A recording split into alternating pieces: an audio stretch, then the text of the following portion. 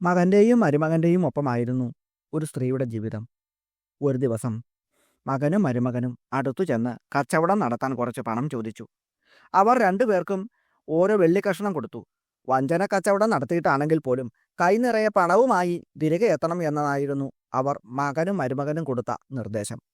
ചന്തയിൽ ചെന്ന് ഒരാൾ ഒരു വലിയ മീനിനെ വാങ്ങി, മറ്റേയാൾ ഒരു എരുമയുടെ തലയും കൊമ്പും. തിരികെ വരുമ്പോൾ വഴിയരികിൽ ഇത്തിരി വിശ്രമിക്കാനിരുന്നു. ജീവൻ പിടയ്ക്കുന്ന മീനും എരുമത്തലയും കൂട്ടിക്കെട്ടി അവർ ചെളിയുള്ള പുഴയിലേക്ക് എറിഞ്ഞു. കല്ലെടുത്തെറിഞ്ഞപ്പോൾ മീൻ തുള്ളി തുള്ളി നീന്താൻ തുടങ്ങി. ഒപ്പം കെട്ടിയ എരുമത്തലയും കൂടെ ഒഴുകി. നീന്തിപ്പോകുന്ന തല കണ്ട് ഒരാൾ എരുമയ്ക്ക് വില പറഞ്ഞു. കച്ചവടം ഉറപ്പിച്ചു. പണവും വാങ്ങി തക്ഷണം അവിടെ നിന്നും അവർ കടന്നു കളഞ്ഞു. അങ്ങനെ പോകെ വഴിയിൽ ഒരു കാട്ടുനായ കൊന്ന് തിന്നാനിട്ട ഒരു മാനിൻ്റെ ശവം കണ്ടു. അവർ അതിനെ തോളിലിട്ട് നായയെയും കൂട്ടി നടന്നു. വഴിക്ക് കണ്ട ഒരാൾ എവിടുന്ന് കിട്ടി ഇതിനെ എന്ന് ചോദിച്ചു. അവർ പറഞ്ഞു, ഞങ്ങളുടെ പട്ടിയാ ഇത്. നല്ല വേട്ടക്കാരനാ. കാട്ടിൽ കൊണ്ടുപോയ മാനിനെയും മുയലിനെയും പിടിച്ചുകൊണ്ട് ഓടി വരും. അയാൾക്ക് പട്ടിയെ വിലയ്ക്ക് കിട്ടിയാൽ കൊള്ളാമെന്നായി. ഇല്ല, ഇരുവരും പറഞ്ഞു, ഞങ്ങൾ ഈ പട്ടിയെ വിൽക്കുന്നില്ല. അത് കേട്ട് അയാൾക്ക് വാശിയും കൊതിയുമായി. എങ്ങനെയും കൈക്കലാക്കണം എന്ന് മോഹിച്ച് അയാൾ 10 കന്നുകാലികളെ പകരം തരാമെന്ന് പറഞ്ഞു. ആ കച്ചവടം അവർക്ക് സമ്മതമായി. 10 കന്നുകാലികളുമായി അവർ ചന്തയിൽ പോയി നല്ല വിലയ്ക്ക് വിറ്റു. നല്ല ഒരു സമ്പാദ്യവുമായി വീട്ടിലേക്ക് തിരിച്ചു. അവർ പണം പപ്പാതിയാക്കിയിരുന്നു. അമ്മയ്ക്ക് എന്നാൽ അത് സമ്മതമായില്ല. തൻ്റെ മോന് വലിയ പങ്ക് കിട്ടണം എന്ന് അവൾ ആഗ്രഹിച്ചു. മരത്തിലെ പൊതിക്ക് ബലി നൽകണം. പണം വീതിക്കുന്നതിന് മുമ്പ് അവർ അവരെ ഓർമ്മിപ്പിച്ചു. മോനും മരുമോനും ബലിക്കുള്ള ഒരുക്കം നടത്തുമ്പോൾ ആയമ്മ ഓടിച്ചെന്ന് മരത്തിൻ്റെ പൊത്തിൽ ഒളിച്ചിരുന്നു. എങ്ങനെയാണിത് ഓഹരി വയ്ക്കേണ്ടത്? മോനും മരുമോനും കൂടി മരത്തിലെ പൊതിയോട് ചോദിച്ചു. വിധവയുടെ മകന് 2 പങ്കും മരുമകന് 1 പങ്കും എന്ന നിലയ്ക്ക് വേണം, മരത്തിലെ പൊതി കൽപ്പിച്ചു. മരുമകൻ കോപിഷ്ഠനായി വിറകു കൂട്ടി പൊതിയിരുന്ന മരത്തിന് തീ കൊളുത്തി. എന്നോട് ദയ കാട്ടൂ, എന്നെ പുറത്തു കടക്കാൻ സഹായിക്കൂ. പൊത്തിനുള്ളിലെ അമ്മ ഈ പൊതി വിളിച്ചു കൂവി. എന്നാൽ അവൻ അത് ചെവിക്കൊണ്ടില്ല. മരവും ആ സ്വന്തം കുട്ടികളെ ചതിക്കാൻ പഠിപ്പിച്ച ആ സ്ത്രീയും അങ്ങനെ കത്തിച്ചാമ്പലായി. പ്രണവപ്രകാശത്തിൻ്റെ പുതിയ ഒരു അധ്യായത്തിലേക്ക് എല്ലാവർക്കും സ്വാഗതം. പ്രത്യാഹാരസ്ത്വേന്ദ്രിയാണി ധ്യാനം തേ ധീസ്തൃഡാസനം മനസ്തേ ധാരണാശക്തിർ ഹൃദയം തേ സമാധിക. എൻ്റെ അമ്മേ, പ്രത്യാഹാരം അവിടുത്തെ ഇന്ദ്രിയങ്ങളാണ്. ധ്യാനമാണ് ബുദ്ധി, ആസനം തൃഷ്ണയും. ധാരണാശക്തി അവിടുത്തെ മനസ്സുമാണ്. സമാധിയാണ് അമ്മേ അവിടുത്തെ ഹൃദയം. പ്രത്യാഹാരം എന്ന പദത്തിന് പിൻവലിക്കൽ എന്നാണ് അർത്ഥം. ഇന്ദ്രിയ പ്രവർത്തനങ്ങളെ നിയന്ത്രിക്കുന്നതിലൂടെ മനസ്സിനെ എല്ലാ വാസനകളിൽ നിന്നും ആഗ്രഹങ്ങളിൽ നിന്നും പിൻവലിച്ച് സ്വതന്ത്രമാക്കുന്നത് അഷ്ടാംഗയോഗത്തിൻ്റെ ലക്ഷ്യമാണ്. അഷ്ടാംഗയോഗങ്ങളിൽ ഒന്നാണ് പ്രത്യാഹാരം. എപ്പോഴും ഉള്ള സ്മരണ, അതാണ് ധ്യാനം. ഇവിടെ ഈശ്വരധ്യാനം. നിയമം, ആസനം, പ്രത്യാഹാരം തുടങ്ങിയ യോഗാംഗങ്ങൾ കൊണ്ട് പാകമായ മനസ്സിൽ പരമാത്മാവിനെ എപ്പോഴും സ്മരിക്കുക. അങ്ങനെയുള്ള ധ്യാനം അമ്മയുടെ ബുദ്ധിയാണ്. ആരോഗ്യമുള്ള ശരീരത്തിലാണ് കർമ്മശക്തിയോടെ ജീവാത്മാവ് നിലനിൽക്കുന്നത്. അതിന് പറ്റിയ സുഖവും സ്ഥിരവുമായ സ്ഥിതി, അതാണ് ആസനം. മനസ്സിന് ചഞ്ചലം ഉണ്ടാകാതെ സ്ഥിരമായി നിർത്തുക. ശരീരത്തെ നിയന്ത്രിക്കുന്നതിനുള്ള അത്തരം അഭ്യാസമാണ് ആസനം.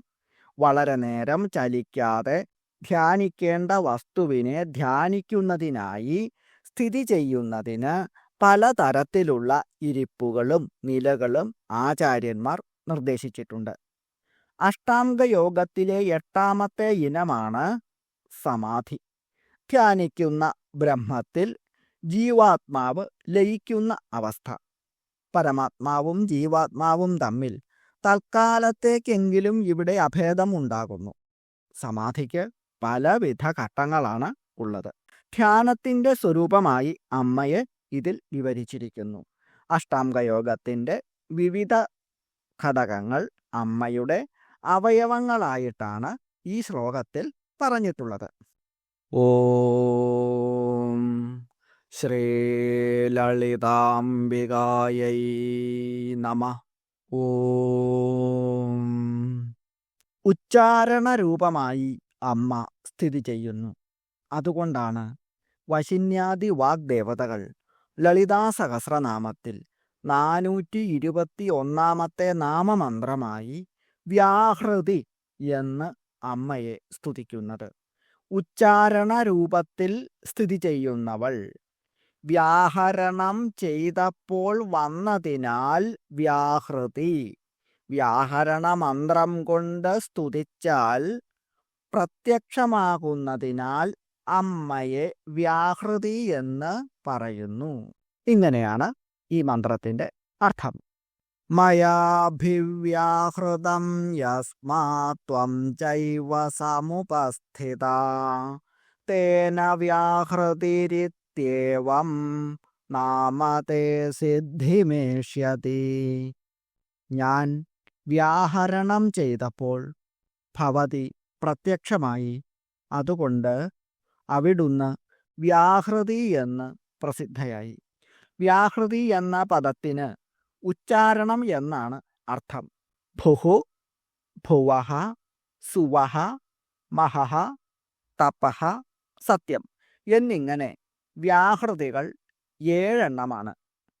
വിവിധ കർമ്മങ്ങളിൽ പ്രയോഗിക്കപ്പെടുന്നതുകൊണ്ട് ഇവയ്ക്ക് ഈ പേര് വന്നു.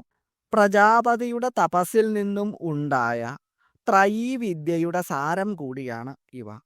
ആദ്യത്തെ 3 വ്യാഹൃതികൾക്ക് കൂടുതൽ പ്രാധാന്യമുണ്ട്. അതുകൊണ്ട് അവയെ മഹാവ്യാഹൃതികൾ എന്ന് പറയുന്നു. ഭുഹു, ഭുവഹ, സുവഹ എന്നിവയാണ് മഹാവ്യാഹൃതികൾ. 7 വ്യാഹൃതികളെ 7 ലോകങ്ങളുടെ പേരായി പുരാണങ്ങളിൽ കാണാവുന്നതാണ്. വിരാട് പുരുഷന്റെ സ്വരൂപമായി 7 ലോകങ്ങളും വർണ്ണിക്കപ്പെടുന്നു.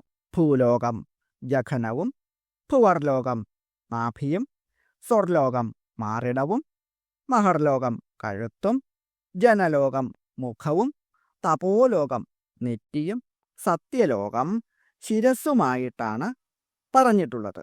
സപ്തവ്യാഹൃതികൾ പ്രണവത്തിൻ്റെ 7 അംഗങ്ങൾ കൂടിയാണ്. അകാരം, ഉകാരം, മകാരം, ബിന്ദു, നാദം, ശക്തി, ശാന്തം എന്നിവയാണ് ഓങ്കാരത്തിൻ്റെ 7 അംഗങ്ങൾ.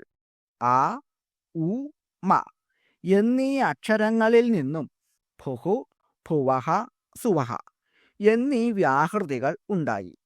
ആ, ഉ, മ എന്നിവയെ പ്രകൃതികൾ എന്നും ഭുഹു, ഭുവഹ, സുവഹ എന്നിവയെ വികൃതികൾ എന്നും പറയുന്നു.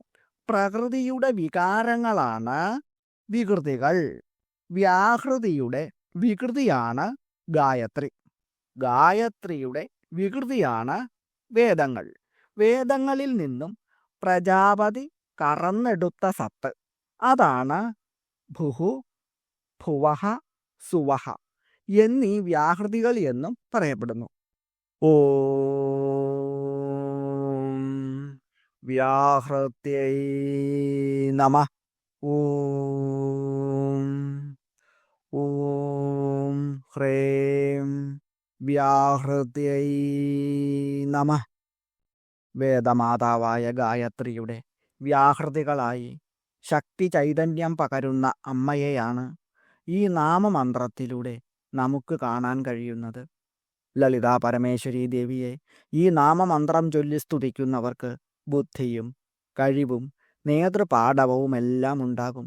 ഈ മന്ത്രം ചൊല്ലി അമ്മയെ ധ്യാനിക്കുന്നവർക്ക് വിചാരിക്കുന്ന കാര്യം പെട്ടെന്ന് തന്നെ സാധ്യമാവുകയും ചെയ്യും. ഈ മന്ത്രം ജപിച്ചുകൊണ്ട് പ്രാർത്ഥിക്കുന്ന വ്യക്തിയുടെ കുടുംബത്തിൽ ഒരിക്കലും മറ്റു ദോഷങ്ങളൊന്നും തന്നെ ഉണ്ടാവുകയില്ല.